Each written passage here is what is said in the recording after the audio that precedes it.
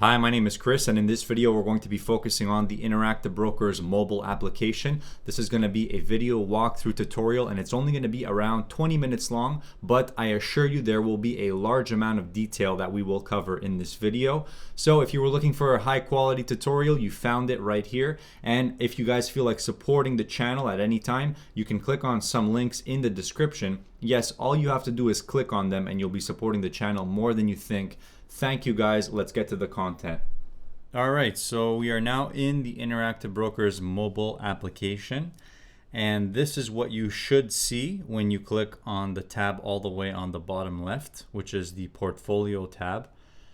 And what we're going to do in this video is we're going to go into each tab that's available in the app. And I'm going to try to explain things in as much detail as possible and kind of give you a good guide rundown of this application and the different things that you can do in it, how to submit orders, how to submit exit strategies, how to view the options chain, etc. So let's start it off. For the purpose of this example, you are looking at one of my own personal accounts. However, there are no positions in this account currently, so it should serve as a good example. So this is basically the portfolio tab. Now, if you had positions, you would see them in the middle of the screen right there. Now, if you want to convert currency, you tap on your cash balance, one of your cash balances, and you're going to see the option to convert. If we click convert, now we have to choose which currency we want to convert to. So we click on which currency, then we have to scroll down, find the right one, and then it will tell you that the conversion will use a market order type. You can preview this or submit it right away. So you're getting an instant quote right here. So for example, I have $9 in this account. I can convert it into $7.19 USD according to the exchange rate. So I'll click preview and I can see that in this case, it's giving me a message that my order is not accepted because it's thinking that I want to initiate some kind of a short position here. And basically, whenever you get that message, it normally means that your transaction that you're trying to do is too large for your account. So what you can do is just reduce that. Now, if I reduce this to, for example, $5, now I've previewed the transaction, I shouldn't get the message anymore. There we go. If you ever get that message that your order is not accepted, it's normally the amount you're trying to convert is too high and that the system thinks that you can go into a negative cash balance in an account where margin is not enabled. So that's how you convert currency. It's very simple. And currency conversions in IB normally will cost you a commission of around $2. So now on almost every page of the application here, on the top left of the screen, you can see there's a magnifying glass with a plus icon on it.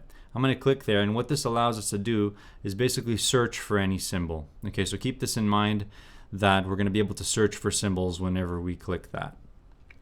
On the top right of most menus, we get some kind of a settings menu. In this case, we get the portfolio options. In this menu, these are the options that are presented to us. We have the option to convert currency, close non-base currencies, close positions in our account, manage the columns that we see in our portfolio tab. This is quite important. So for example, if I click on manage columns, I can see these are the columns that I've selected to see in my portfolio tab. In this case, I only have 5 of them. If you need to add more, you go to the bottom, click on add columns, and these are all of the choices that you have in regards to the columns that you can display as data in your portfolio tab. So for example, I'll click on high-low volume history, and if I wanted to see what the 52-week high was, I just click on that, and then you click done, and then it should appear. That being said, there is a limited amount of horizontal space here, especially when you are holding your phone in an upright position. Now, if I swivel my phone over, I don't know what this is going to do to the video. You can see that now all of the columns are perfectly visible. Okay, the last thing we can cover in the portfolio tab here is the impact dashboard. So I have a separate video talking about the impact dashboard, but this is just a way to view it on your mobile application. So you can see here your preferences in terms of the values you support and practices you avoid. And it's basically able to show you a list of stocks that are aligned with your impact values. You guys can go check out the video I did on the impact dashboard. I'll link to it below. That's about it for the portfolio tab. Let's go over to the watch list tab now and talk about it. Okay, so we're going to look at the watch list functionality here in the IBKR mobile application. So we have a few watch lists here that I've created, and one thing to note is that all the watch lists you create on the web portal platform or on Trader Workstation platform, they are all saved to a cloud. So they're all going to appear in your watch lists. And you're going to be able to select that when you go to the top right corner here, click on the three dots. And when we go to browse lists, we're going to be able to see all of the watch lists that we've used or saved in the past here. So you can see there's a number of available watch lists. Some of them are pre-designed by IB. Some of them are ones that I've created in the past and that just got saved to the cloud. Now, I only selected to have these 5 open on my device currently.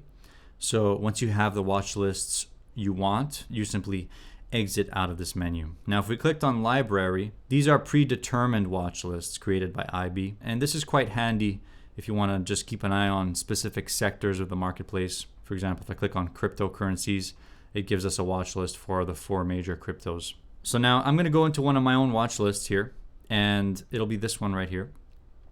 Now, when you're in a watch list, you can click on any individual symbol in the watch list to get the quote for that symbol right now. So in this case, I'm displaying a quote for this ticker right here, HR.UN. I can see the live bid and offer right now. I can see a little snapshot quote. If you want more details, you simply click on it another time. So now we can see there's a chart being displayed here. And if we scroll down, we're going to be able to see a lot of different data related to this ticker symbol.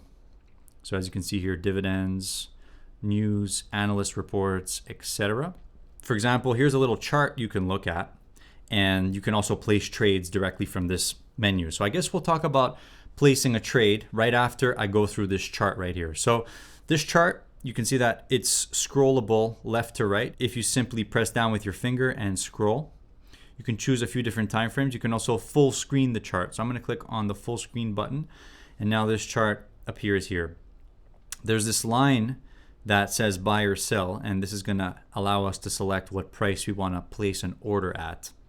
We can also move the chart around as you wish. That is the basics of the chart functionality. If you want to adjust the settings a little bit more, you have to click on the gear icon here on the top right. We're going to be able to adjust more specific things here, including indicators, time frames, the type of chart you're looking at, etc. So in this case, I have the time period of the chart set to 6 months worth of data, and the bar size is set to daily candles. So depending on the time period you select, your indicators are going to measure differently as well. So that's something you should be aware of. Now, let's say, for example, you selected at which price you want to place your order. Let's say I wanted to place my order right here. I can select I want to choose a buy order. Now we're going to get an order ticket here for a buy order in this case. And this is basically the order ticket screen in the application. So you should spend a lot of time on this screen learning about how to place orders. So let's talk about it. You first need to select the quantity of your order, the order type, and the price of your order. In this case, we've already selected the price by selecting it on the price chart before. We can also choose to attach orders in the case you want to add an attached stop loss or a profit taker. Let's say I want to choose a different quantity in this case. You either do plus or minus. You can select the drop-down menu. And you also have the option to use a currency to select your position size. However, something you need to know is that if you do submit an order using a currency instead of share size, you're most probably going to be routed through IB's fractional share system, which is a different routing system entirely. So you should do your own research about that before submitting an order using a currency instead of actually shares. But a handy way to use this is, let's say you just want to determine how many shares is worth of $1,000. You select $1,000 and it's going to tell you that it's around 63 shares in this case. So that's a very handy way of determining your share size. If we click on the little drop down arrow, we can see what the live bid and offer is. In the case that you want to trade where the price currently is right now. Our time in force, if we want this order to stay on the exchange and not be canceled, you simply select good till canceled. Or at the opening in the case that you want the order to submit right on the open of the market.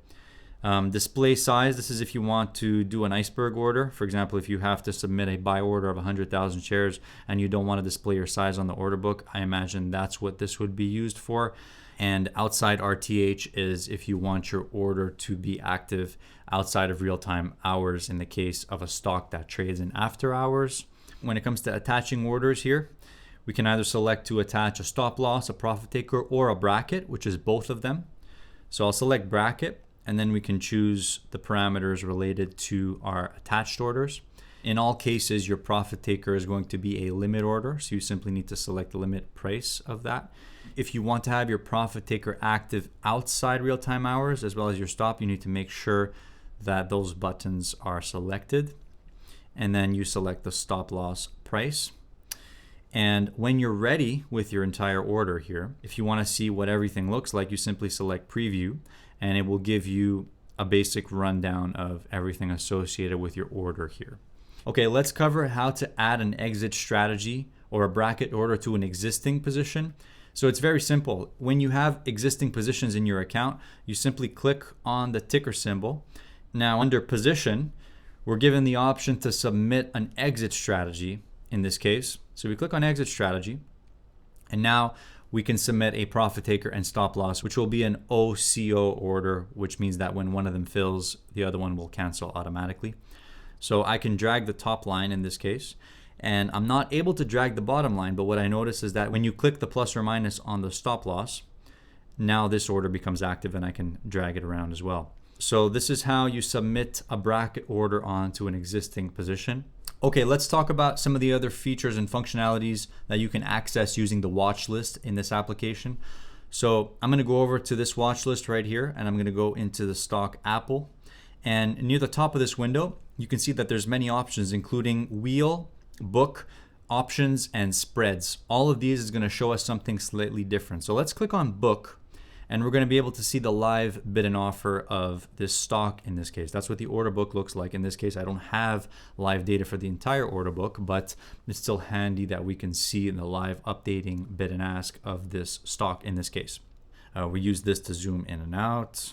Now I believe if you click on the top right here, we can see any trades that occurred in the last 7 days on this stock in particular, or any active orders that we have. Let's go back, and we're going to click on options. This is how we access the options chain for a stock in this case. So now we're looking at the options chain for Apple stock. It took a second to load there, but now we can see we are in the options chain.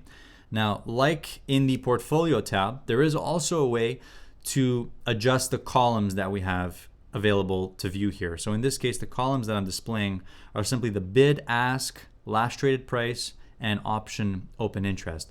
And the way you change this is by going to the top right, click on the three dots, and now the bottom right, which is manage columns. And this is where we can add or remove columns to display in the options chain. If we clicked on add columns, and then we get the associated menus. In this case, if you wanted to add one of the Greeks, you click on Greeks. Now we have delta, gamma, theta, and vega in this case. So that's how you add additional columns to the options chain. These are the options chain settings.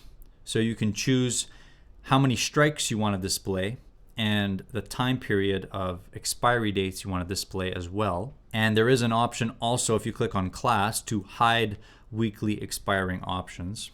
But I don't know why you would want to do that. Most of you are gamblers anyways, just kidding. So if you wanted to select an option to trade, you simply click on the option individually, and you get the option to sell it, buy it, view it, or add it to your watch list.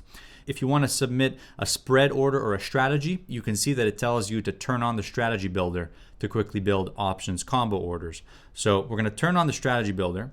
Now let's say we wanted to submit some kind of an option spread. When you click on the bid or ask column, that is what will determine if it's a buy or sell order. If we tap on the bid column, that's going to prompt this order to be sold in our option spread. Now if I tap on the ask column, that will prompt the option as a buy order. So in this case, I added 2 options to my strategy, and it's giving me an estimated combo premium. In this case, it's a debit of $1.65 per contract. If I select to close the strategy builder while I have a strategy that wasn't finished, it's going to give me this message asking me if I'm sure I want to close it because my option legs are about to be lost. You can choose to not show that again. It's up to you. I'm going to cancel it. So that's basically it. So let's submit another type of order here. This option spread in particular will be offering me a credit of $1.40 for opening this position. And again, we can choose to submit an order ticket or add it to our watch list. Let's click on order in this case. And you can see that in this case, the order ticket looks exactly the same as our previous order ticket. And we can see a live bid and ask for this particular option spread in this case.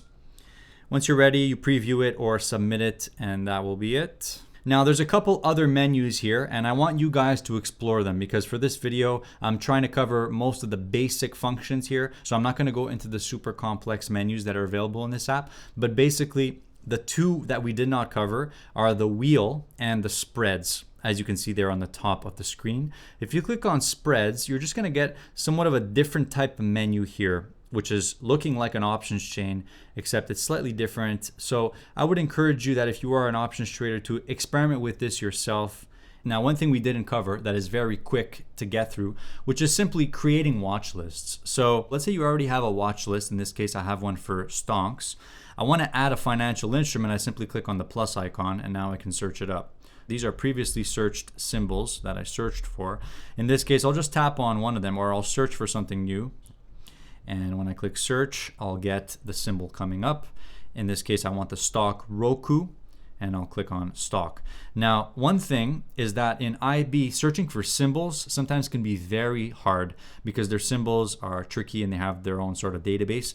So if you're having trouble searching for a particular symbol, click on the top right of the screen, that blue gear icon, and we can filter out the search by asset class. So for example, let's say you know that you only search for stocks and futures. What you can do is basically disable almost every other option here except for the ones you need, and that might help you to find your symbol a little bit better.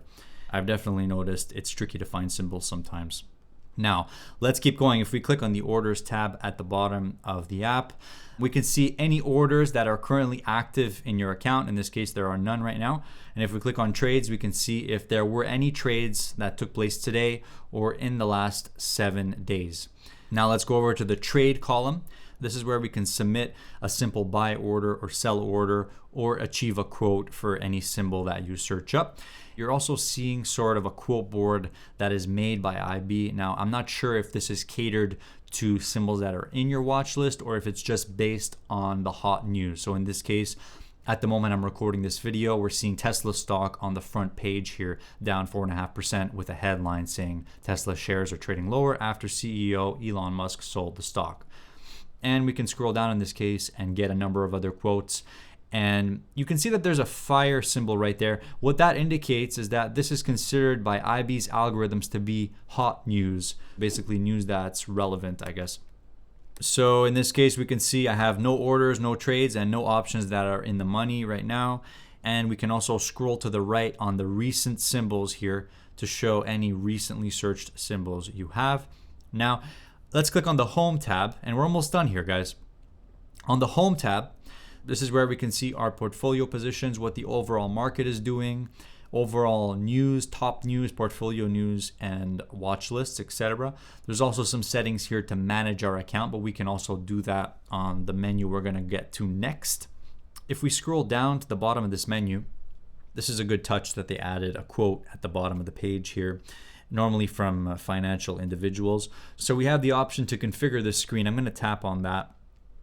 And we can see in this case that there's a number of things we can configure. If you want to display a specific watch list here, you can choose to display that down there. This page basically acts as a home page for you to keep an eye on what's going on in the news and in the overall markets. So now we're going to get to the last tab here. Let's click on the More tab all the way on the bottom right of the screen. And this is where you're going to see notifications appear for your account. So iBot is the notifications thing in IBKR. If we click on that, you're going to see any new notifications you have regarding your account that you've selected to either receive or just info about your account that the broker wants to tell you.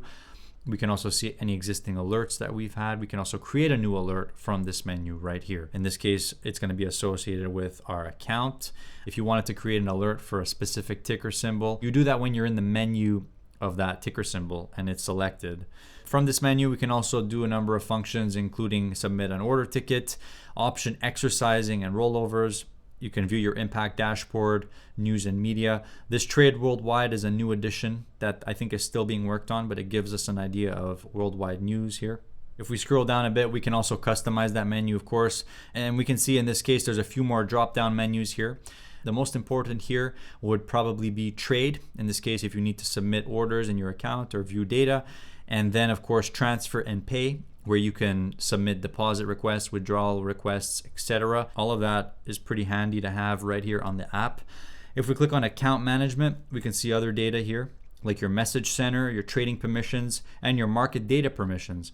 So this is important, right? So you can actually subscribe to the market data right from your phone using this menu right here. And then we have our two-factor authentication, and we're not going to cover that in this video simply because it's just an extra step. And I believe that's going to cover it for this video, guys. I hope it helped you get around the application a little bit better, potentially learn a few new things about navigating this application.